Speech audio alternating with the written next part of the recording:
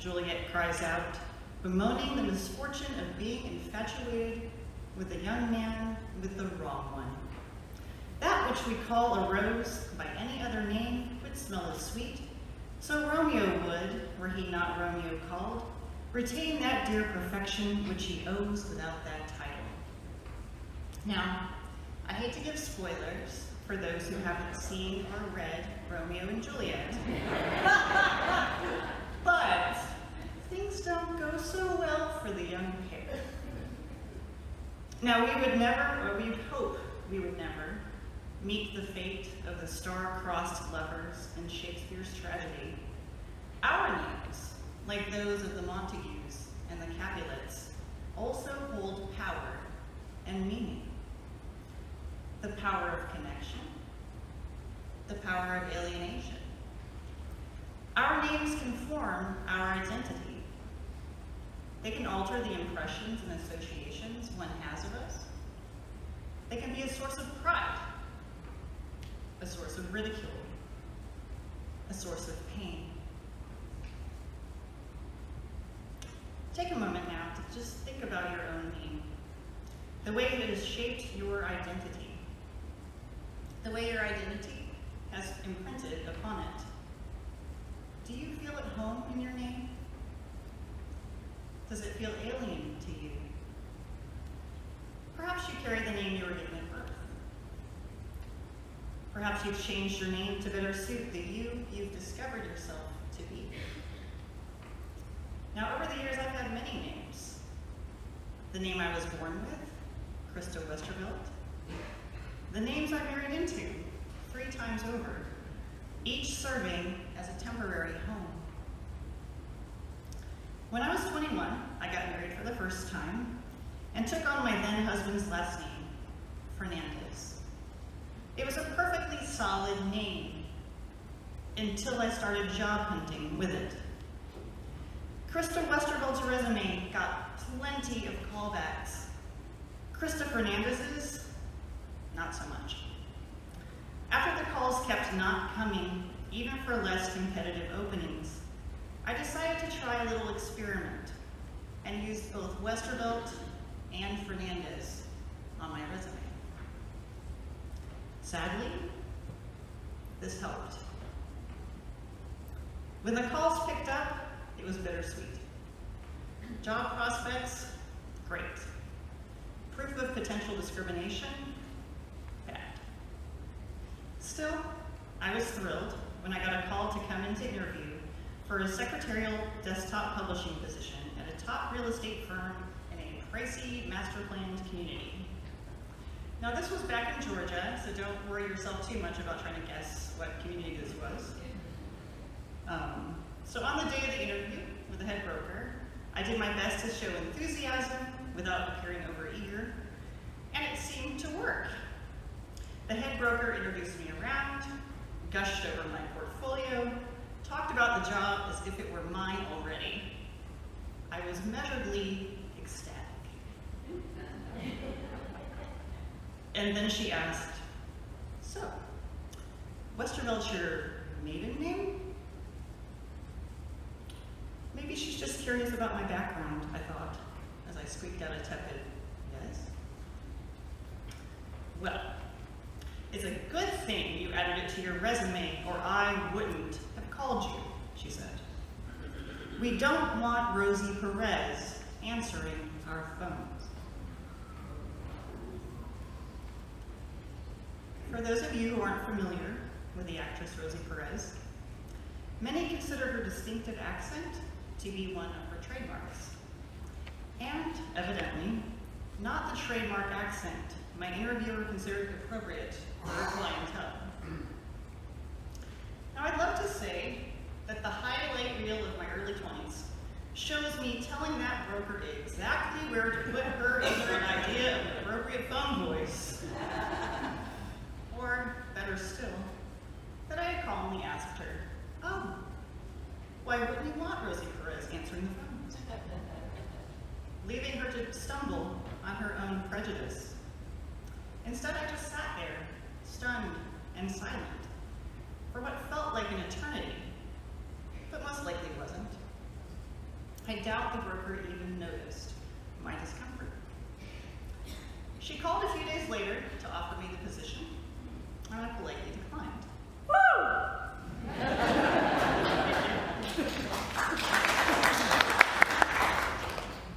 I politely declined, still not emboldened enough to speak out against her behavior, still clinging to my own fear of what good would it do anyway. The U.S. Equal Employment Opportunity Commission's webpage on national origin discrimination states, for now at least, national origin discrimination involves treating people, applicants or employees, unfavorably because they are from a particular country or part of the world, because of ethnicity or accent, or because they appear to be of a certain ethnic background, even if they are not. It goes on to say, an employer may not base an employment decision on an employee's foreign accent unless the accent seriously interferes with the employee's job performance. Now, that's all well and good, but the real estate broker hadn't discriminated against me for my accent or my perceived national origin, only against the hypothetical me who hadn't added Westervelt to her resume. She only passed on the Fernandez-only me. She offered the Westervelt me a job. How do you file suit on behalf of the hypothetical? How do you file suit on behalf of the people whose otherwise qualified resumes got tossed in the bin, disqualified only by their names? A 2017 Forbes piece titled, "Minorities Who Whiten Resumes Get More Job Interviews" notes that companies are more than twice as likely to call minorities if they submit whitened resumes, so altering the name to make it sound whiter, editing organizational affiliations to hide their racial ties, those sorts of things, than candidates who reveal their race. And such discrimination is just as strong for businesses that claim to value diversity as those who don't. Consider the consequences to one's psyche from having to consistently erase oneself in order to make yourself palatable to those who hold the reins to your livelihood.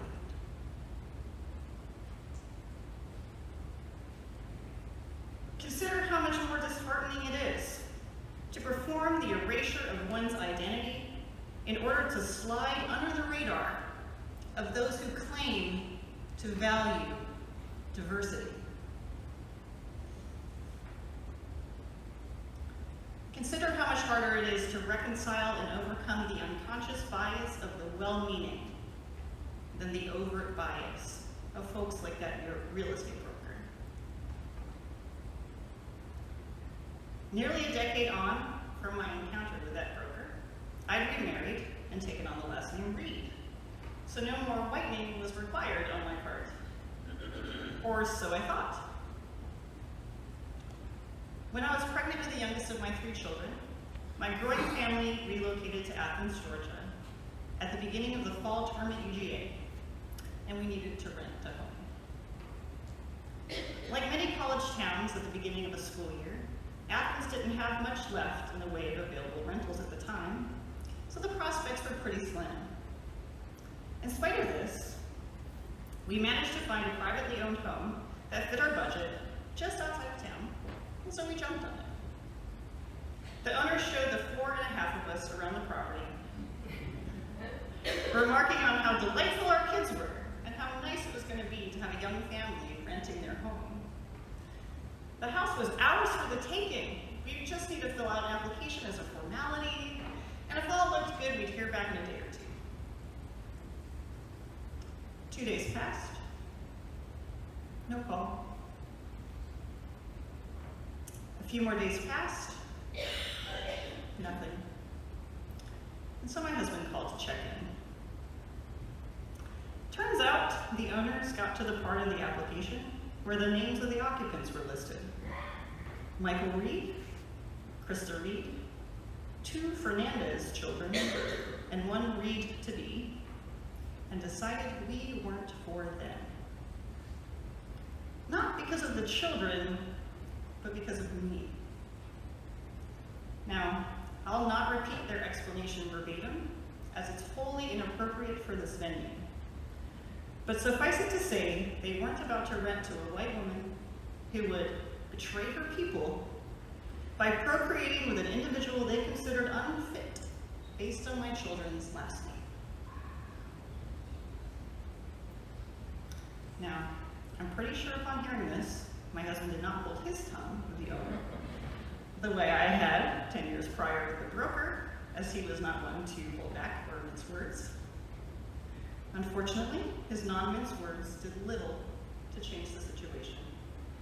And just as little, actually, as my stunned silence with the real estate broker in the interview nearly a decade prior.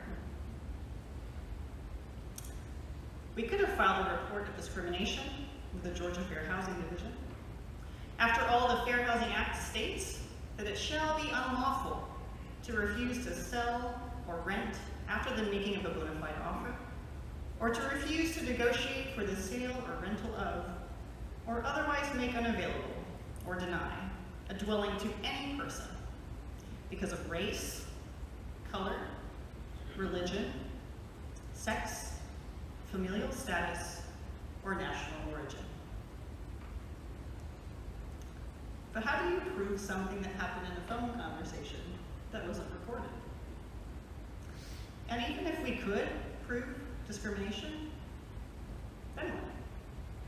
We didn't want to rent from bigots anyway, especially if they were only renting to us because they were forced to. It wasn't like a discrimination suit was going to be their Saul on the Damascus Road moment. And so we did nothing. And changed nothing. And here we are.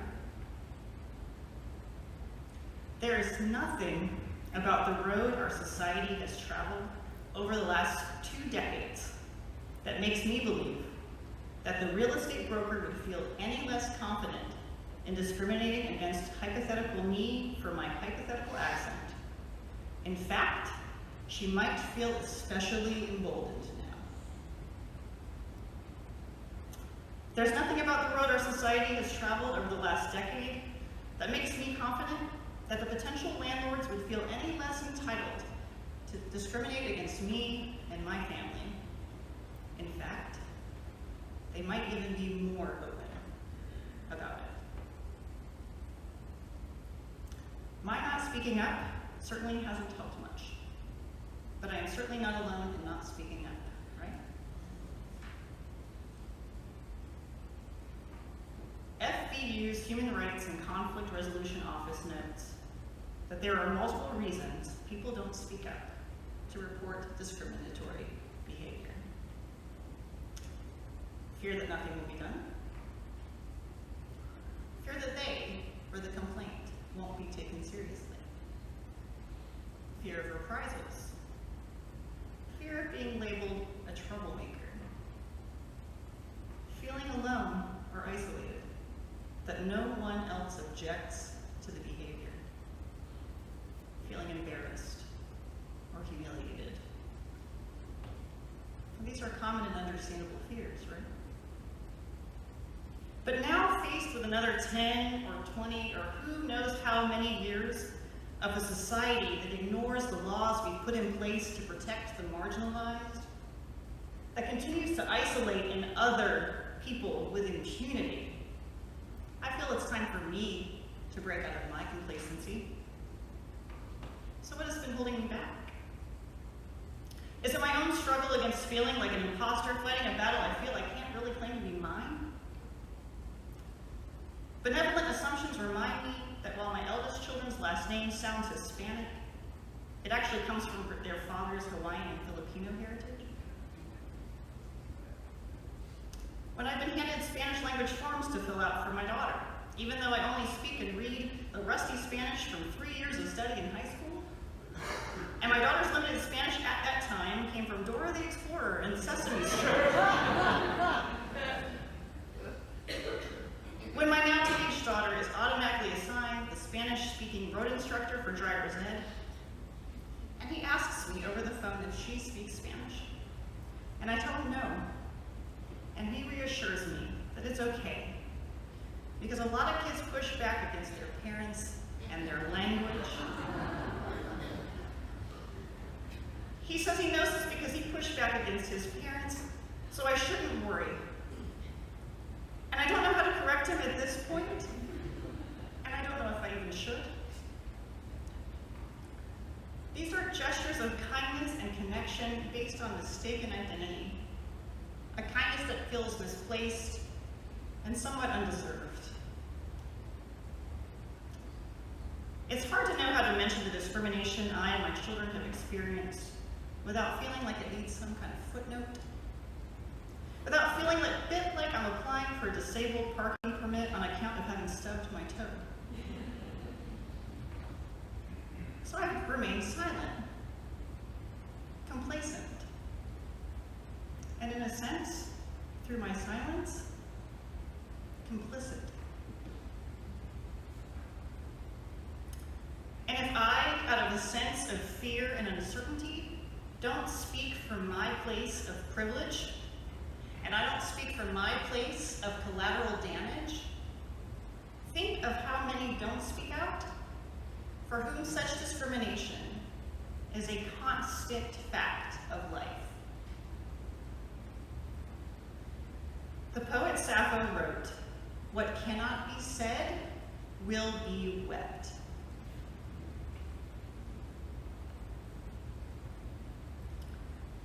In their article, Discrimination, What It Is and How to Cope, the American Psychological Association notes a link between discrimination, stress, and health problems, noting that people who say they face discrimination rate their stress levels higher on average than those who say they've not experienced discrimination, with these rates holding true across racial and ethnic groups. The negative health impacts of chronic stress due to discrimination or being a member of a commonly discriminated against group include anxiety, depression, obesity, high blood pressure, and substance abuse. The potential for negative health impacts did not decrease for exposure to less overt instances of discrimination. An undercurrent of not belonging leads to a heightened watchfulness that the APA article notes as a recipe for chronic stress. As my two oldest find their way into and through adulthood and the attendant responsibilities that come with it, I find undercurrents of watchfulness seeping into my hopes and fears for their futures. Recently, while we were at a local festival, my daughter approached the owner of a business to inquire about a summer job. When I heard the owner ask for her name, I held my breath. She gave her first name. He asked for her last name. I turned away, too tense to see or hear his response. She got hired, but there's some part of me that wonders if the owner had not seen her and spoken to her in person. If she had applied online, would he still have hired her? To wonder feels cynical. But in a society where it has become a national pastime to scapegoat and dehumanize those whose names or bodies are or are read as Latino, it can be a struggle to give the benefit of the doubt. And it can feel naive to do so. Still, ours is not a call to cynicism. Ours is not a call to distrust. as View U's Our Living Tradition challenges us to confront powers and structures of oppression with justice, compassion, and the transforming power of love.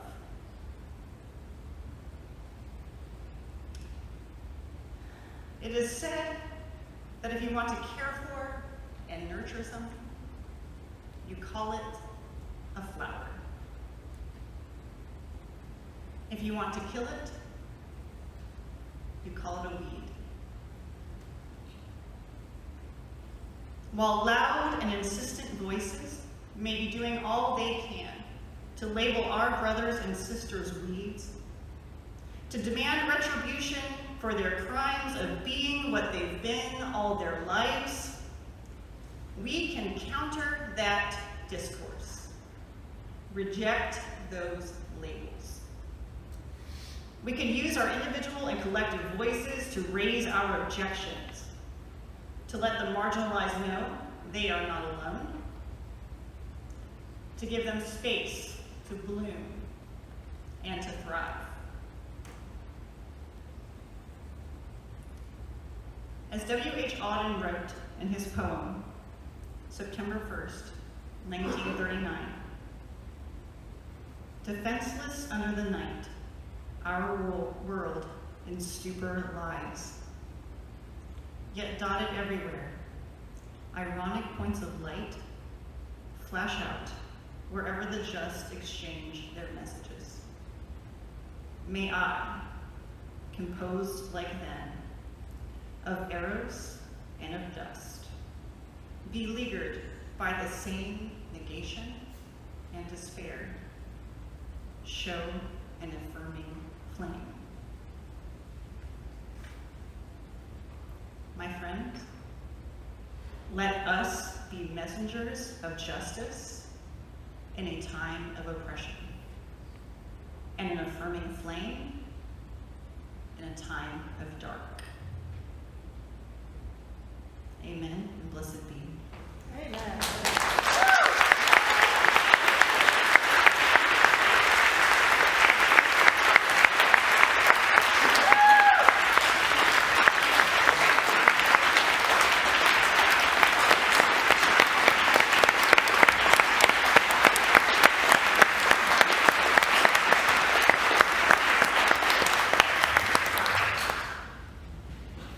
If you could, I guess some of you remain standing or